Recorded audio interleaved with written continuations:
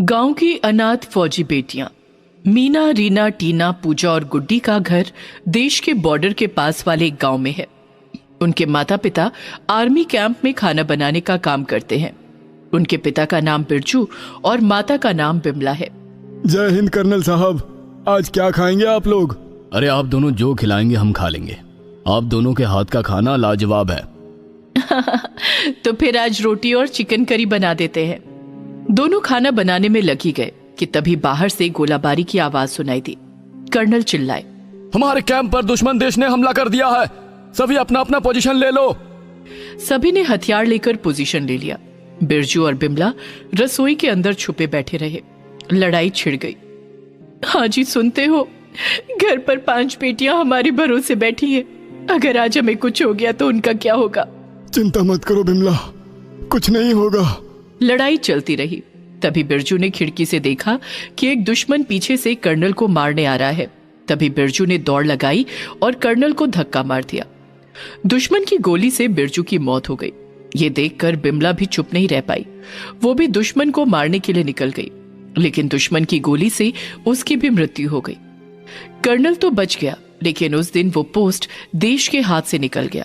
दुश्मनों ने बागा पोस्ट नाम के उस पोस्ट पर अपना कब्जा जमा लिया। 5 बेटियों को जब अपने माता पिता की मौत के बारे में पता चला तब वो बहुत रोई।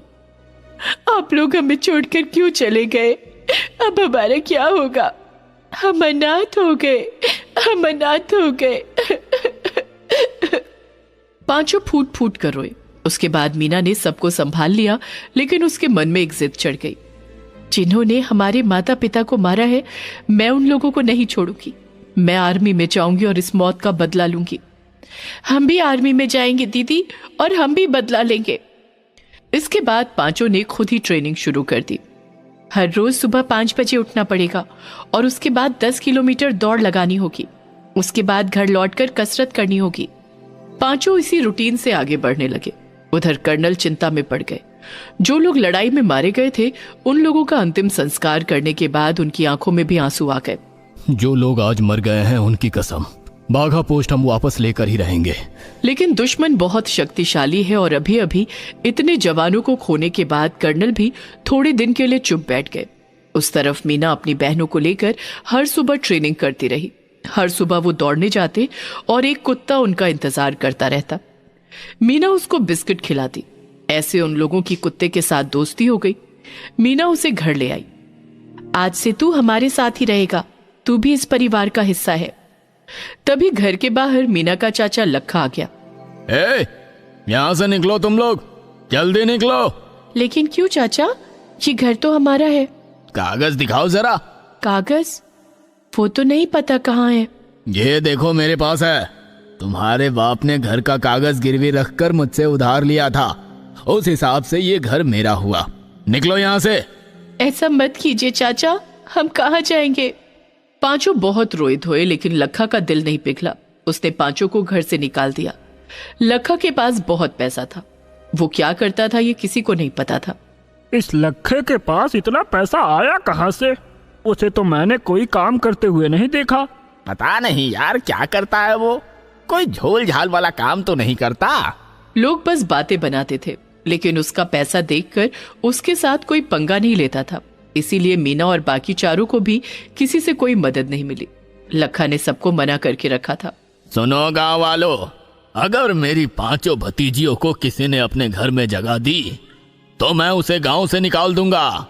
इसी डर से 5 को किसी ने अपने घर के अंदर घुसने तक नहीं दिया। मीना ने कहा, कोई बात नहीं बहनों, हमें हमारी मंजिल पर टिके रहना है, चाहे कुछ भी हो जाए। तब उस कुत्ते ने राह दिखाई। वो कुत्ता एक बड़े से पेड़ के नीचे रहता था। उस पेड़ में एक बड़ा सा छेद था। 5 उसी के अंदर रहने लगे। उसके अंदर 5 को ठीक से बैठने तक नहीं मिलता था। कोई बैठ जाता था तो कोई खड़ा होकर ही सो लेता था। और सुबह उठकर पहले कसरत और फिर जंगल में से फल और सब्जियां तोड़कर खाना बनाना। ऐसे ही उन लोगों के दिन बीतने लगे। दूसरी ओर कर्नल लड़ाई के लिए आर्मी जवानों की झुंड इकट्ठी करने लगे। लड़कों, हमें कैसे भी करके बाघा पोस्ट को वापस लेना है। क्या तुम लोग मेरा साथ दोगे? Yes sir. कुछ ही दिनों के अंदर कर्नल ने बाघा पोस्ट पर बैठे हुए दुश्मनों के ऊपर हमला कर दिया। लेकिन पता नहीं कैसे दुश्मनों को पहले से ही इस अटैक के बारे में पता था। वो लोग तैयार होकर ही बैठे हुए थे। कर्नल हार गए। इस बार भी वो मरते मरते बचे। भला उन लोगों को पता कहां से चल गया कि हम अटैक करने वाले हैं? अजीब है। कर्नल फिर से तैयारी में लग गए। इधर कठिनाई के साथ जूझते जूझते पांचों लड़कियां बड़ी होने लगी। वो लोग जवान हो गई और एनसीसी कैंप में भर्ती हो गई। एनसीसी कैंप में मुफ्त में खाना भी मिलता था, इसीलिए इतने दिनों बाद पांचों को भरपेट खाना मिला। उस कुत्ते को भी खाना मिलता रहा। एनसीसी कैंप में वो कुत्ता भी उन लोगों के साथ ही रहता था। एक दिन एनसीसी कैंप में चोरी हुई। बहुत सारे लोगों का मोबाइल फोन चोरी हो गया। सब लोग परेशान हो गए। तब मीना ने कुत्ते से कहा, जा मोती, मैंने तुझे ट्रेनिंग दी है, जा और चोर को पकड़ कर ला।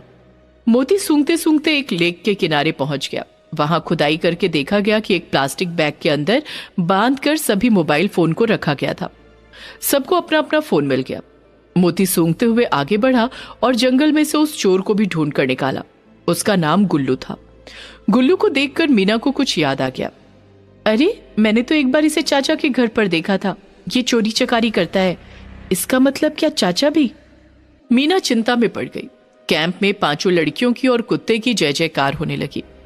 उस तरफ कर्नल चिंता में पागल हो रहे थे। इतने दिनों में उन्होंने कुल मिलाकर 9 ऑपरेशन किए थे, लेकिन हर एक बार दुश्मन को पहले से अटैक के बारे में पता था। ये कैसे हो सकता है? भला हर बार सटीक इंफॉर्मेशन उन तक पहुंच कैसे रही है? दूसरी ओर लखा का जमीन जायदाद दिन ब दिन बढ़ता गया। उसने बड़ा घर बना लिया, बड़ी गाड़ी खरीद ली। गांव वाले उसकी पीठ पीछे और ज्यादा बातें करने लगे। पक्का कुछ घपला करता है ये, नहीं तो इतना पैसा तो डाकुओं के पास भी नहीं है। उधर गुल्लू को छोटा मोटा चोर समझकर 2-3 थप्पड़ मारकर छोड़ दिया गया। अगले दिन कैंप में कर्नल साहब आए आर्मी सिलेक्शन के लिए, और उनकी नजर मीना और बाकी चारों लड़कियों पर पड़ी। लड़की होकर आर्मी ज्वाइन करना चाहती हो? डर नहीं लगता? नहीं साहब, हम लोगों का एक मिशन है। अच्छा, कैसा मिशन? तब मीना ने सारी बात बताई। सब सुनकर कर्नल की आंखों में आंसू आ गए। ओह, तुम लोग बिरजू और बिमला की बेटियां हो।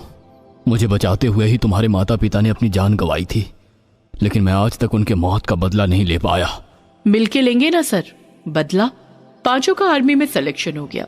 पांचों बहुत खुश हुई, लेकिन अब असली काम करना बाकी था। पांचों को स्पेशल टीम में लिया गया। एक रात को स्पेशल टीम की मीटिंग हो रही थी। बाघा पोस्ट पर बैठे हुए दुश्मनों पर 10वां अटैक का ब्लूप्रिंट तैयार किया जा रहा था। तभी मीना ने देखा कि गुल्लू खिड़की के बाहर बैठे हुए दूर से सब कुछ सुन रहा है। मीना ने कर्नल को ये बात बताई। तो चलो उसे पकड़ते हैं। नहीं सर, ये छोटा आदमी है, ये इतना बड़ा काम खुद से नहीं कर सकता। जरूर इसके पीछे किसी का हाथ होगा। हम गुल्लू का पीछा करते हैं। मीना और कर्नल ने चुपके से गुल्लू का पीछा किया और गुल्लू जिसके पास गया वो देखकर मीना खड़ी की खड़ी रह गई। चाचा? इसका मतलब चाचा ने ही हर बार दुश्मनों को खबर दी। लखा ने गुल्लू से कहा, तू बस ऐसे ही इंफॉर्मेशन ला गुल्लू, तुझे मैं मालामाल कर दूंगा। दुश्मनों से बहुत पैसा मिलता है मुझे। तभी कर्नल ने लखा पर बंदूक तान दी और मीना ने गुल्लू पर। अरे अरे अरे अरे, ये क्या? बचाओ! दोनों को अरेस्ट किया गया और आजीवन कारावास की सजा दी गई। इस बार दुश्मनों को खबर नहीं मिली। उनके ऊपर अचानक से हमला किया गया। मीना ने इस ऑपरेशन को लीड किया। दुश्मन पूरी तरीके से हिल गए। इस बार भी कर्नल को पीछे से एक दुश्मन मारने के लिए आया और अचानक से वहां मोती आ गया और उसने दुश्मन की छाती पर छलांग लगाई और उसे नोच नोच कर मार डाला। कर्नल बच गए। कर्नल, मीना और बाकी चारों ने मिलकर बाघा पोस्ट वापस ले लिया। माँ, पापा, आज हमारा सपना पूरा हुआ। आज हम लोगों ने आप दोनों की मौत का बदला लिया है। सभी बोलो, भारत माता की जय, भारत माता की जय। कर्नल बहुत खुश हुए। उन्होंने मोती को आर्मी ट्रेनिंग के लिए भेज दिया और वहां से मोती को भी आर्मी में नौकरी मिल गई। पांचों को बड़ा ऑफिसर बना दिया गया। रहने के लिए घर दिया गया और इसके बाद से पांचों खुशी खुशी देश की सेवा करने लगी। दोस्तों, आप लोगों को प्रजातंत्र दिवस की बहुत बहुत शुभकामनाएं। वंदे मातरम। भारत माता की जय। गरीब अनाथ बच्चियों पर ठंड का कहर। ठंड इतनी है कि पूरा शरीर थर थर कांप रहा है। ऊपर से हर वक्त ठंडी ठंडी हवा भी चल रही है। कोई अपने घर से निकल ही नहीं रहा है।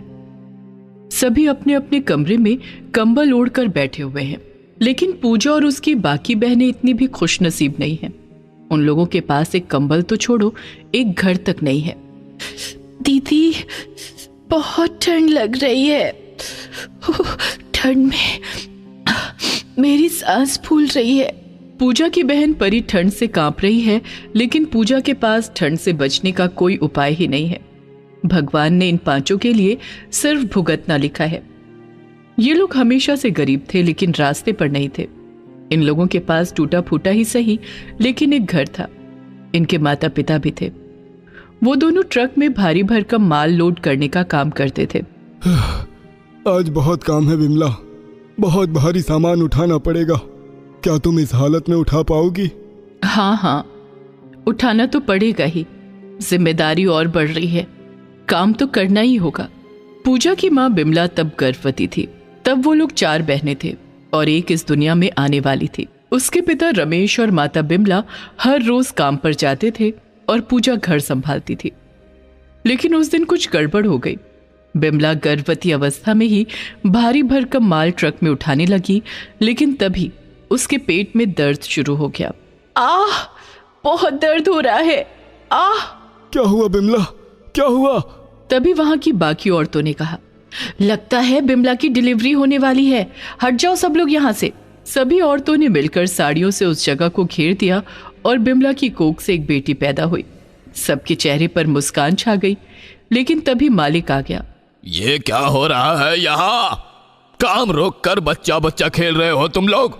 नहीं मालिक, अब मेरी बीवी पेट से थी ना, उसकी डिलीवरी हुई है। काम धंधा नहीं है, खुद के खाने का ठिकाना नहीं, एक के बाद एक बच्चा लिए जा रहे हो। ये सुनकर बिमला गुस्सा हो गई। मालिक, ये मेरी बच्ची है, बच्ची को लेकर उल्टी सीधी बातें मत करना। अच्छा, नहीं तो क्या करेगी? ये बोलकर मालिक ने उसी हालत में बिमला को मारना शुरू किया। बिमला बच्चे को गोद में लेकर मार खाती रही और सब लोग चुपचाप देखते रहे। मालिक वहां से चले गए और अपने मन में कहा, ये लोग बहुत बढ़ गए हैं, इनके बच्चे के साथ ही इन्हें कुचल दूंगा आज। काम खत्म होने के बाद रमेश और बिमला अपनी बच्ची को गोद में लेकर निकल गए। वो दोनों बहुत खुश थे। बिमला की गोद में सोकर वो बच्ची भी हंस रही थी। लेकिन तभी दूसरी ओर से मालिक एक ट्रक लेकर बहुत स्पीड में उन लोगों के सामने आ गए और रमेश ट्रक के नीचे कुचला गया। नहीं, ये क्या हो गया? बहुत अच्छा हुआ। ये बोलकर मालिक ने ट्रक से बिमला को भी कुचल दिया। बिमला की गोद से बच्ची पास की झाड़ियों में गिर गई। बिमला और रमेश का देहांत हो गया और तभी वहां पुलिस की गाड़ी आ गई। इसीलिए मालिक ट्रक लेकर भाग गया। इतनी देर में पूजा और उसकी बाकी बहनों को उनकी नई बहन के बारे में खबर लग गई थी। लेकिन रात होने पर भी जब बिमला और रमेश उस बच्ची को लेकर नहीं लौटे, तब पूजा चिंता में पड़ गई। माँ बापू अभी तक लौटे क्यों नहीं? पूजा की तीसरी बहन राखी ने कहा, चलो दीदी, हम जाकर देखते हैं। चारों घर छोड़कर निकल गए, लेकिन जाकर देखा कि रास्ते में दोनों मरे पड़े हैं और आसपास पुलिस खड़ी है। पूजा दौड़कर डेड बॉडी के पास गई और रोने लगी। माँ बापू, क्या हो गया? क्या हो गया आप दोनों को? चारों बहुत रोए और फिर पूजा ने पुलिस से पूछा, पुलिस अंकल, मेरी बहन कहाँ है? मेरी माँ और बापू उसे ही लेकर आ रहे थे। बहन? लेकिन हमने तो किसी बच्चे को नहीं देखा। पुलिस दोनों डेड बॉडी को उठाकर ले गई।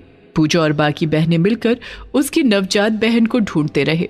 तभी झाड़ियों के बीच से एक कुत्ता उस बच्ची को मुंह में लेकर बाहर आया और पूजा के सामने रख दिया।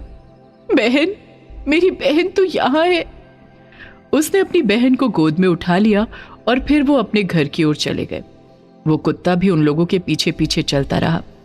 आजा, तू भी आजा, तू भी बिना माँ बाप का ही है। आजा, हम लोग एक साथ रहेंगे। वो लोग घर के पास पहुंच गए, लेकिन वहां पहुंचकर सभी चौंक गए। उन्होंने देखा कि एक बुलडोजर से उनके घर को तोड़ा जा रहा है और पास में एक सरकारी ऑफिसर खड़े हैं। पूजा ने उनके पैर पकड़ लिए। क्या हुआ साहब? हमारा घर क्यों तोड़ रहे हैं? यहाँ तो हम रहते हैं, अब हम कहाँ रहेंगे? वो सब मुझे क्या पता। सरकारी जगह पर झोपड़ी बना के रहोगे तो ऐसा ही होगा। जाओ, भागो यहाँ से। उस ऑफिसर ने पूजा को लात मार दी। पूजा गिर गई और उसे चोट लग गई। पूजा की बहनों ने उसे उठाया।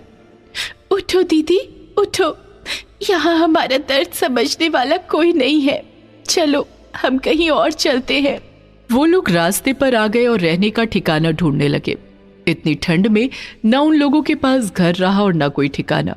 उनके पास अभी ठंड से बचने के लिए एक चद्दर तक नहीं है।